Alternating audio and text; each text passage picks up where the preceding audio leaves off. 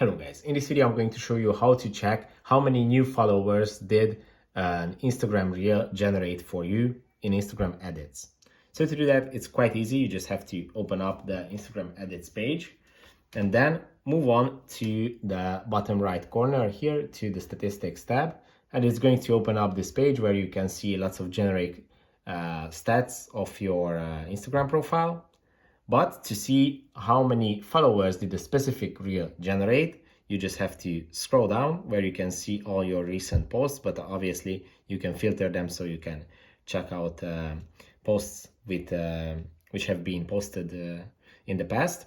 Then you just have to select the reel which you want to check, and here you can see how many new followers did this reel generate. It's 21, and you can just move around all of these posts and you can check how many followers did each post generate. This one 24.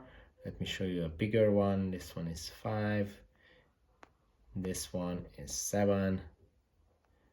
And this one is 1,100 new followers.